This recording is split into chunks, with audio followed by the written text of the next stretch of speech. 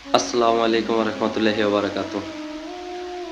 বলছিলাম যে 25শে মার্চ কালো রাত, ভয়াল কালো রাত। সে রাত ভয় এখন বেয়ান বেলা হয়ে গেছে, বেলা উঠে গেছে। এখন 26শে মার্চ, হ্যাঁ, মহান স্বাধীনতা দিবস। আসলে কাকা কথা হলো কি, আমরা বাঙালি, কথা একখান সত্যি, নিজেকে অস্তিত্বের বেলায় এই বাঙালি আপনি হারামি জাত কনার যে জাতি কন, এরা অটুট। নিজেদের অস্তিত্বের বেলায় কোনো দল বিশেষ নাই।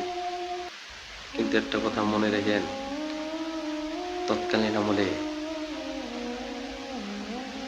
এই 25শে মার্চ ভয়াল রাতে নৃশংসতার যে কাণ্ডগুলা ঘটার পরে দীর্ঘ 9 মাস যে রক্তক্ষয়ী যুদ্ধটা চলছিল বাংলাদেশে,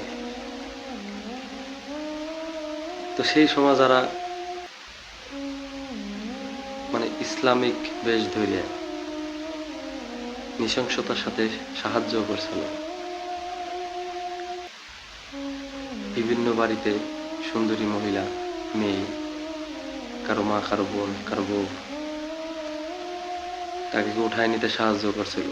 এবং মুক্তিবাহিনী বা বালেক পুরুষ, সাবালেক পুরুষ, যুবক ছেলে, যাদেরকে মারি ফেলতে সাহায্য করছিল, যাদেরকে ধরাই দিতে, পাক বাহিনীর কাছে ধরাই দিতে সাহায্য করছিল, হ্যাঁ,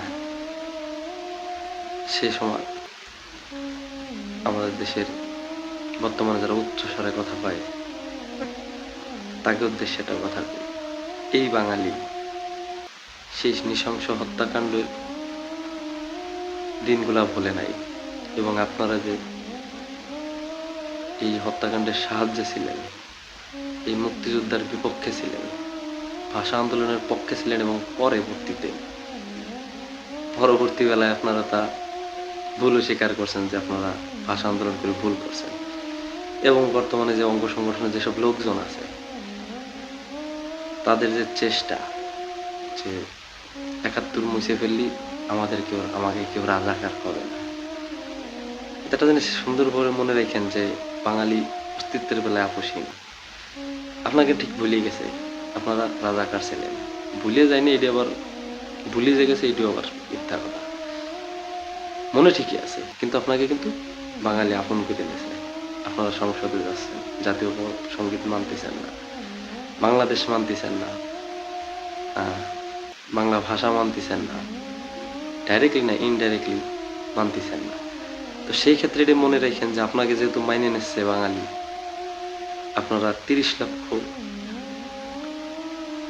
মা বোন, মুক্তিযোদ্ধা ভাই, কারো বাবা শহীদ হওয়ার সে দুঃখ বেদনা থেকেও যদি বাঙালি আপনাকে মাইনে নেয়, তাহলে একটা জিনিস মনে রাখেন, 17 বছরের যে স্বৈরাচারী বিষয়টা, এও বাঙালি কোনো একদিন মাইনে নেবে ইনশাল্লাহ, এও মাইনে নেবে।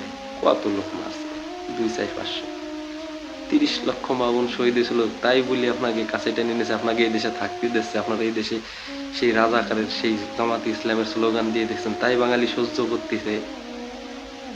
আর 17 বছরের কোনো এক পাক্ষিক বা তাদের বিপক্ষ দলে যে কথা বলছে, তারে টর্চার করছিল, সেই সুবাদে এখন তারা বিতাড়িত সরকার, গণ অভ্যুত্থানের পোল্ট্রির গণ অভ্যুত্থানের পরে তারা বিতাড়িত সরকার। এ বাঙালি 56 বছর পর যেহেতু রাজাকারকে কাছে টেনে এনেছে, তারা সংসদে আসন পাইছে, তারা সংসদে উচ্চ স্বরে কথা কইতে পারে, তাহলে এইটুকু শিওর ইনশাল্লাহ আগামীতে স্বৈরাচাররাও আগামীতে ফিরে আসবে বাংলাদেশে। এটুকুই কোয়া ছিল। আল্লাহ হাফেজ।